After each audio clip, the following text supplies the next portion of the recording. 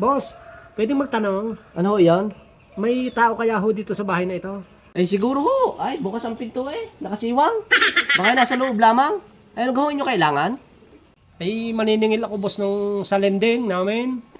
Ay si madam ilang buwan nang hindi nakakahulog Ay tuwing pupunta ako dito sarado ang bahay. Tinatawagan ko sa cellphone hindi naman sinasagot. Ay nako, ari naman huy sira sa utang Ay siguradong wala kayo masisingil. Bakit? Ay kagagaling lang dito nung isang maniningil. Ay baka kung may nasingil yun. Ay subukan din ninyo. Aba hindi ako papayag na walang masisingil. Ay tunay na ako pinagagalitan lang ng aking boss Ay salayo pa ng aking pinanggalingan. Ay nako, hindi ako papayag na walang masisingil ngayon. Ay ilang buwan nang hindi nakakapagbigay sa kanyang utang. Ay di, subukan din ninyo. Inyong puntahan.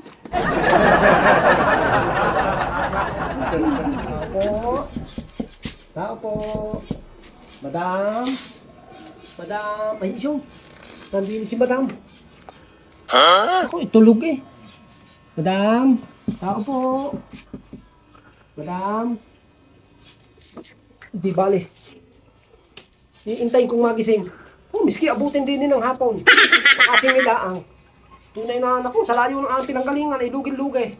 Pag hindi nakasingil, iintayin kong magising.